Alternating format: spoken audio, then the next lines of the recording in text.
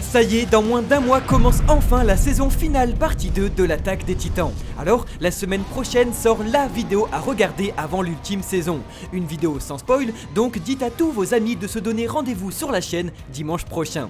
Aussi, nous réalisons en ce moment même des projets sans précédent pour la saison finale. Animateurs, illustrateurs, musiciens, monteurs, naturellement nous y avons mis beaucoup de temps et d'argent que nous essayons aujourd'hui d'amortir à l'aide de placements de produits.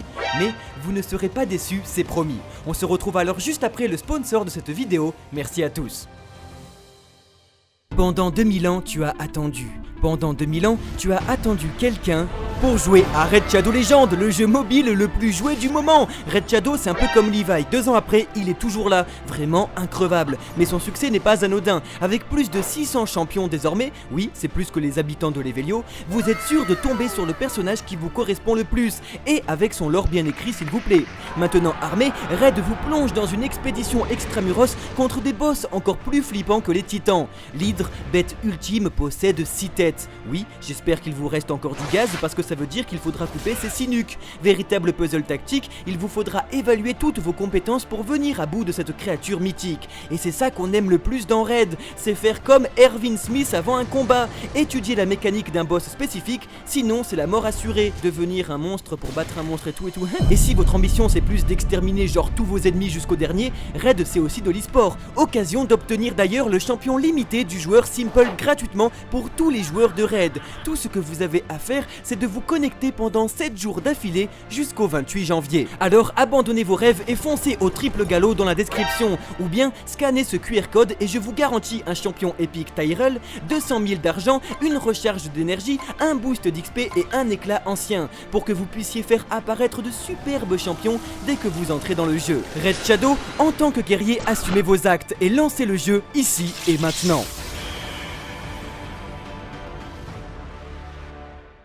Bonjour à tous et bienvenue dans un nouvel épisode d'Histoire de Titan, consacré cette fois-ci aux mâchoires. Après le cuirassé et le colossal, redécouvrez avec nous toute l'histoire de ce primordial captivant de par la pluralité de ses détenteurs au fil de l'histoire. En effet, tous furent ennemis et pourtant intimement liés à travers le titan le plus habile de tous. Alors, si ces vidéos récapitulatives vous plaisent, n'hésitez surtout pas à vous abonner à la chaîne et à activer la notification afin de ne pas louper les prochains épisodes et surtout les futures actualités sur l'attaque des titans. Également, laissez un like et dites-nous en commentaire de quel titan vous aimeriez redécouvrir l'histoire afin d'être pleinement à jour avant la saison finale.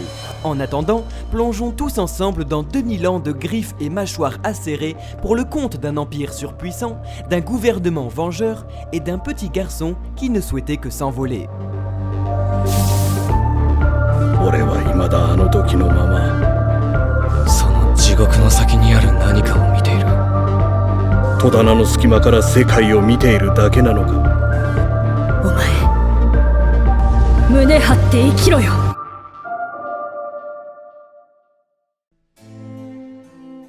Imaから1820年前、我々の祖先ユミル・フリッツは大地の悪魔と契約し巨人の力を手に入れる。ユミルは死後も9つの巨人に魂を分けエルディア帝国を築いた。Il y a 2000 ans, la grande prêtresse rentra en contact avec l'origine de la vie même. Celle-ci venait, à travers la figure d'une petite fille désespérée, de s'offrir son stade d'évolution finale, les titans, être surclassant toute espèce vivante et gouverné par la prêtresse Ymir en personne, le titan originel. À sa mort, ses 3 filles, Rose, Shina et Maria, héritèrent de ses pouvoirs en l'ingurgitant. Après s'être fait dévorer à leur tour par leurs 3 enfants respectifs, les filles d'Ymir donnèrent naissance aux 9 titans primordiaux. そして大国マーレを滅ぼし、この大陸の支配者となる。そこからは暗黒の時代だ。ユミルの民は他の民族を下等人種と決めつけ弾圧を始めた。Afin d'empêcher la subdivision des titans et de conserver leur pouvoir, des chambres de rituels furent érigées dans les nobles familles d'Eldia dans le but d'exécuter un rite de passation des pouvoirs de titans, et cela de génération en génération. Désormais, un seul Eldien mangera son parent. C'est donc dans l'une de ces 9 familles que vit le jour un titan bien singulier. un être capable de se déplacer à une vitesse déconcertante et doté d'une agilité phénoménale, le rendant définitivement primordial pour les conquêtes militaires eldiennes. 土地や財産を奪い他民族に無理やり子を産ませユミルの民を増やした。その民族浄化が約1700年続いた。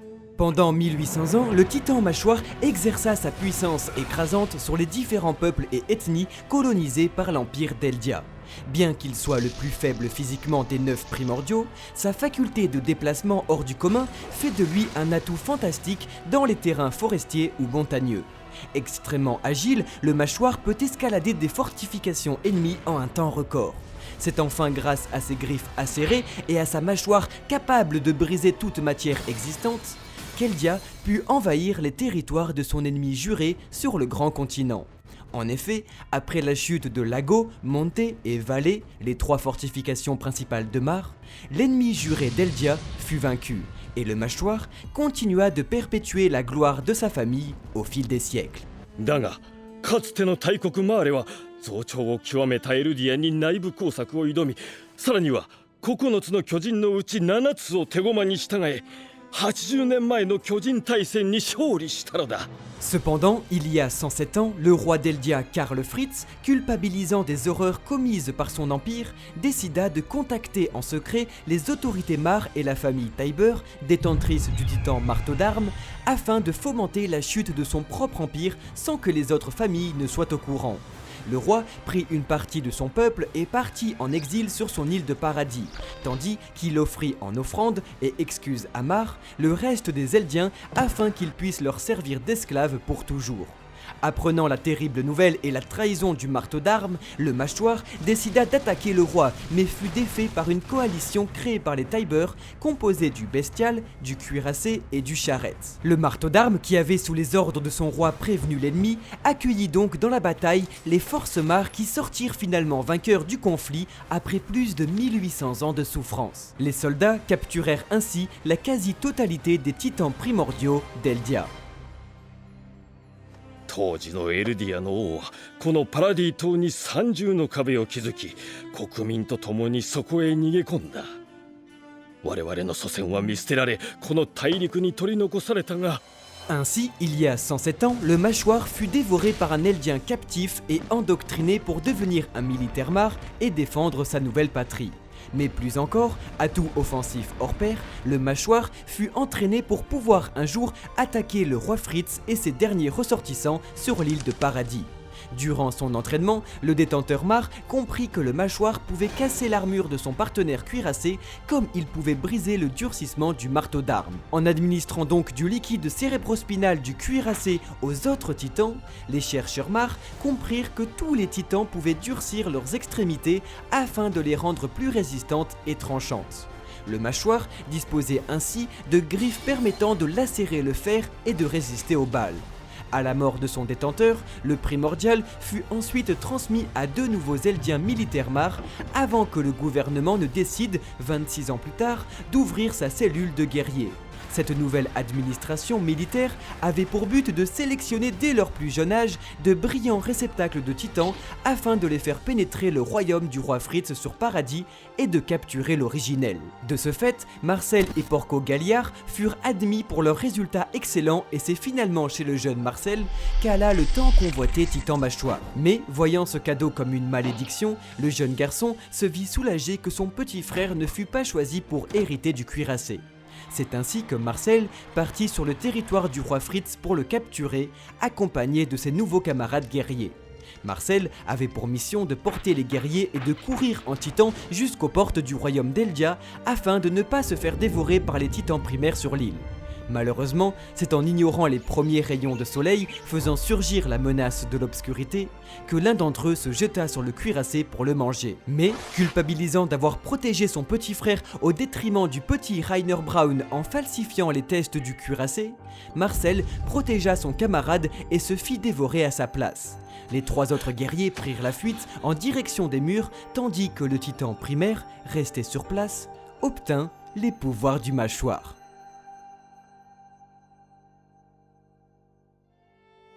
このユミル様こそ真に王の血を継ぐ存在。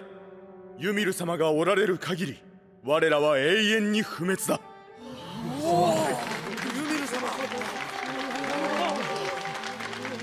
Il y a environ 80 ans, près de 30 ans après que le roi Fritz ait abandonné une partie de son peuple sur Mar, une jeune Eldienne des camps fut endoctrinée par un groupuscule dans le but de jouer le rôle de la grande prêtresse Ymir dans des cérémonies religieuses interdites afin de galvaniser les pauvres âmes eldiennes captives depuis déjà 3 décennies. Des années plus tard, et finalement découverte par les autorités Mar, cette nouvelle Ymir, qui n'avait jusque-là jamais existé pour les autres, décida de vivre la tête haute et d'assumer son rôle comme son personnage.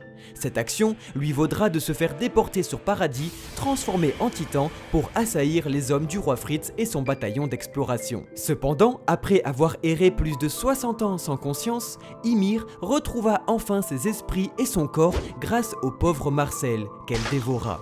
Avec ses nouveaux pouvoirs, la jeune femme décida d'infiltrer les murs du roi Fritz et son armée sans que personne ne connaisse l'étendue de ses pouvoirs. そろそろうぜんだが。はい。お前のそのバカ丁寧な喋り方だ。なんで同期にまで敬語なんだよ。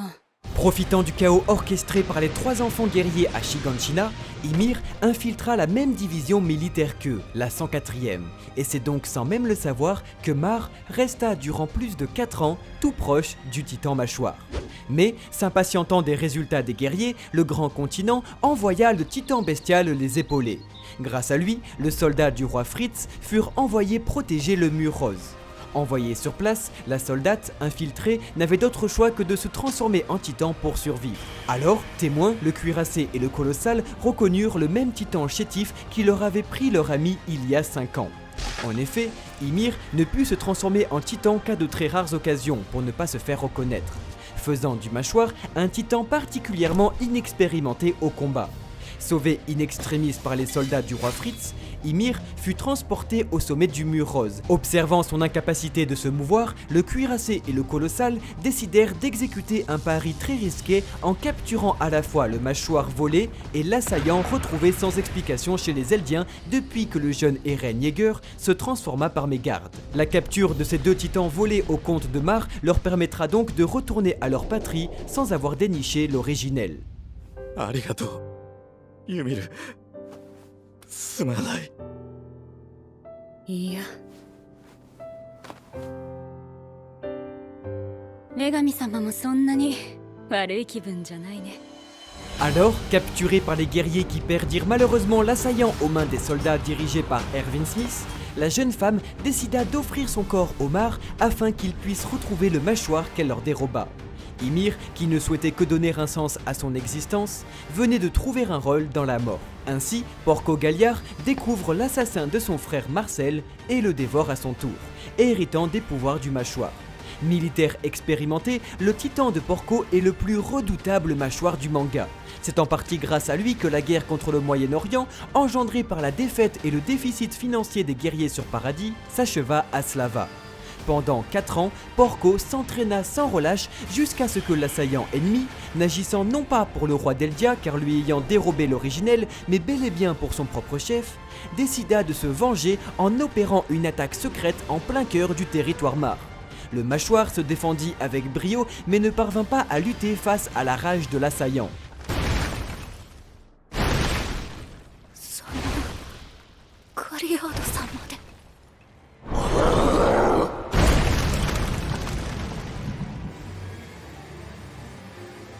Sauvés de justesse par le cuirassé, les 2 titans enclenchèrent avec le charrette des représailles terribles sur Paradis afin de tuer d'un seul coup l'assaillant et l'originel.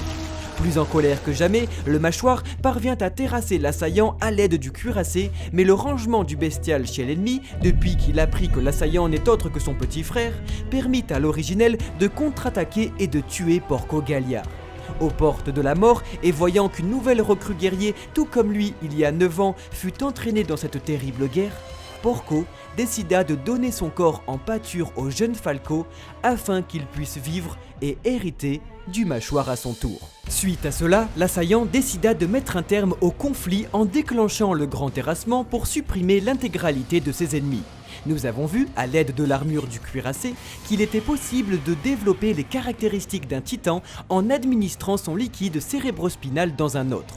Falco, ayant ingurgité du liquide cérébrospinal du bestial par mégarde, disposait désormais d'un mâchoire hybride bestial unique lui permettant de voler. La résistance de l'humanité se structura donc autour des titans et des Eldiens unis contre l'assaillant. D'abord inexpérimenté, le mâchoire de Falco attaqua le charrette, mais parvint à repousser les fidèles de l'assaillant au port de l'île. Tandis que la plupart des guerriers se rendirent en avion sur Mars pour combattre l'originel, le jeune Falco Gleiss décida de prendre le féminin avec lui et de rejoindre leurs camarades de ses propres ailes. Volant majestueusement, le mâchoire sauva ses coéquipiers de justesse des hordes de titans convoqués par Eren Yeager. Grâce aux efforts de l'alliance historique entre Eldia et Mar, l'assaillant fut vaincu et les titans disparurent, sauvant le monde de leur joug historique. Ainsi, hétéroclite et multiple de formes, le titan mâchoire aura, avant de s'éteindre, vécu à travers de nombreuses motivations au fil de l'histoire. Qu'il s'agisse d'une suprématie empirique millénaire, d'une vengeance terrible, du souhait d'exister et en dernière mesure, de l'espoir d'une nouvelle génération. 私を助けてくれ